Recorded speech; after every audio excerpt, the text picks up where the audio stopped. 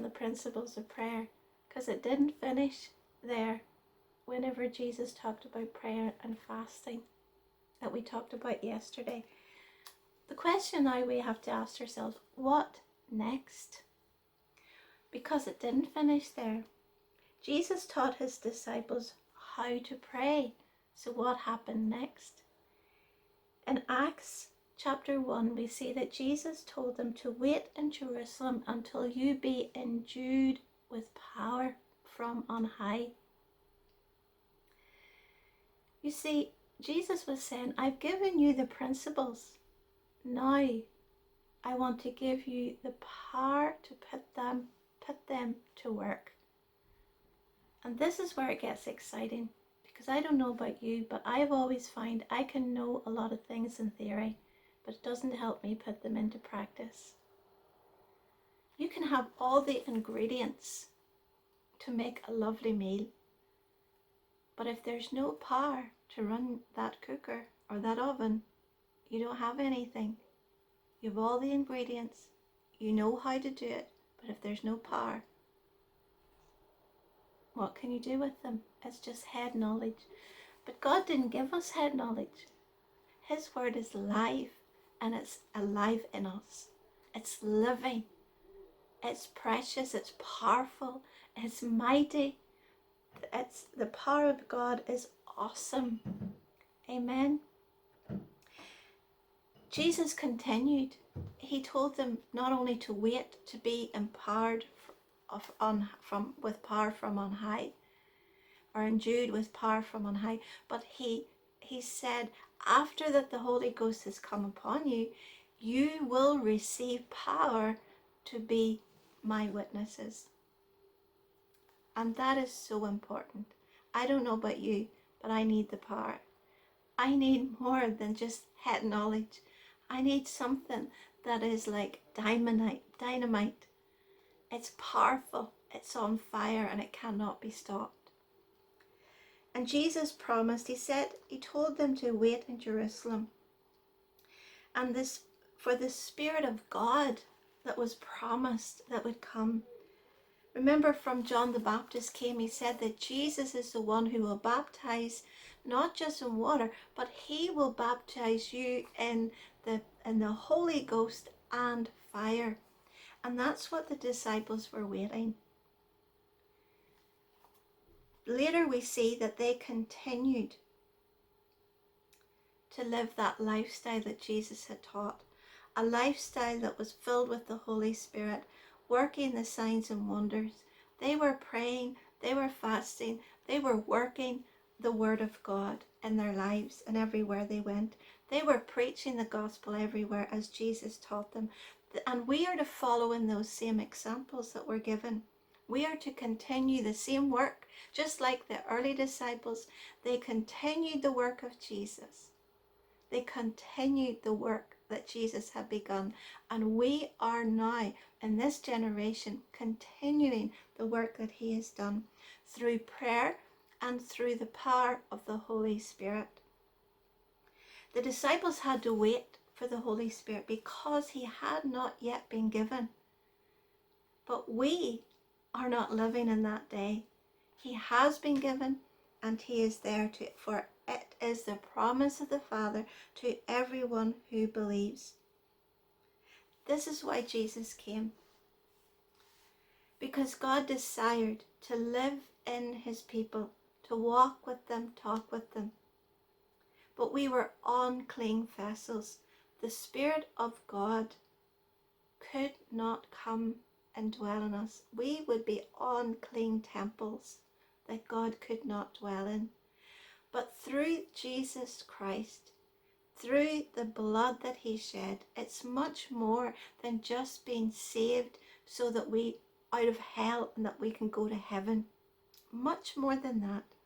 We are redeemed, reconciled back to God, made clean, so that the Holy Spirit can dwell on us, so that we can fulfill the fullness of the purpose that we were born to do. See, God created you, and he created me with a divine purpose. But we cannot fulfill that in our own strength. We cannot do it on our own understanding.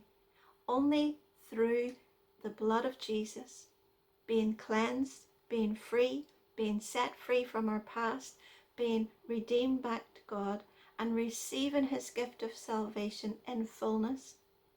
By grace through faith, we are saved. And by grace through faith, we also receive the gift of the Holy Spirit in our lives. Not just that we can say, oh, I'm saved and I'm going to heaven. No.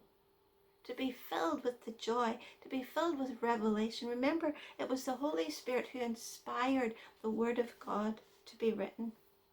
And it's the Holy Spirit that reveals the Word of God to us. And only by that revelation can we know the heart of God, and then know what he designed us to do. And then not only to know it, but to be empowered to walk in it, to fulfill that divine purpose. We are made the clean vessels through the blood of Jesus. And now we are called to live for him, to continue his work. We are only the vessels that the Holy Spirit moves through. Have you ever run down the battery in your car? I have many times. And someone with jump leads comes along and attaches to one battery and attaches to the empty battery. The full battery gives power to the empty one. The Holy Spirit is the power that gives the Word, the Bible, life in us. If we read the Bible with a religious mindset, it will be powerless. It will be empty. It will be confusion to us. But when we're reading it with the understanding and the revelation that comes from the Holy Spirit being revealed through us, to us, through the Holy Spirit, then it becomes alive, it becomes power. And when we're plugged into that source of power, and we plug into a lifeless situation, a hopeless situation, we bring life, not because of us. We are only the leads. The leads can lie in a garage and have no power, but when they're connected to the power, then they give power to the lifeless. Amen. And that's who we are. We are redeemed so that we can be connected with the power of God, the love of God moving in us.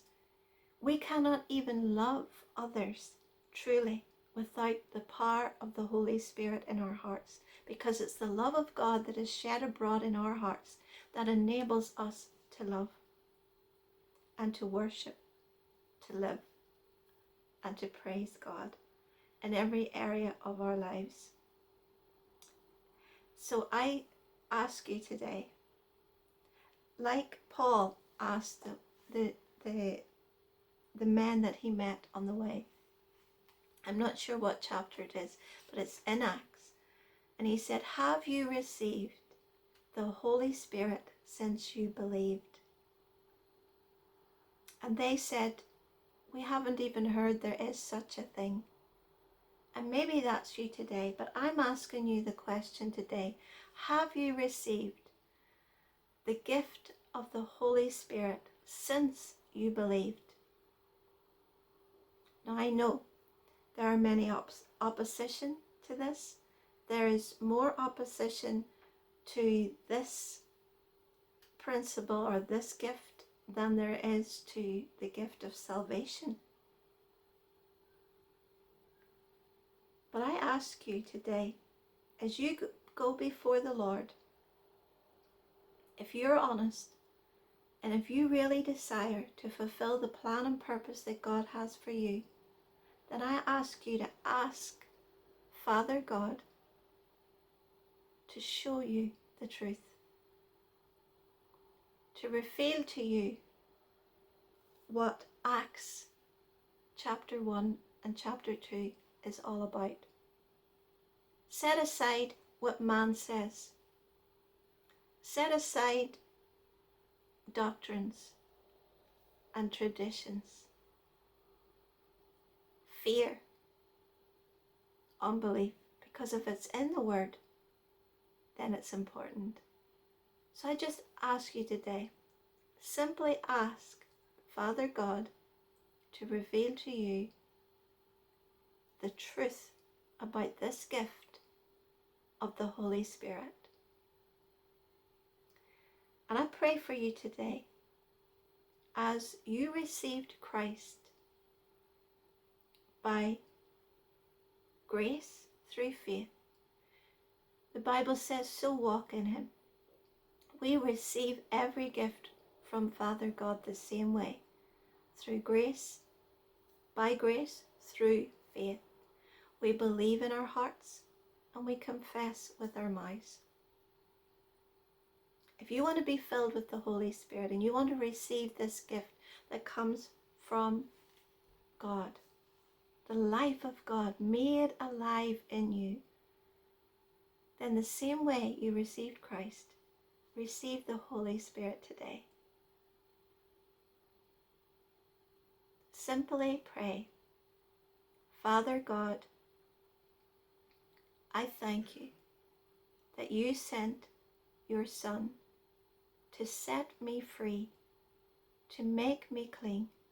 I thank you for the power of your blood that has made me a clean vessel. I desire, Lord, to know your will for my life, your purpose in my life. I choose your way today. I receive your Holy Spirit. I believe in my heart and I confess with my mouth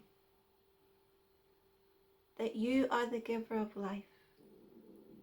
And as you saved me, I ask you now to fill me, baptize me with your Holy Spirit and fire. I thank you for doing it, for it is your will. In Jesus' name, amen.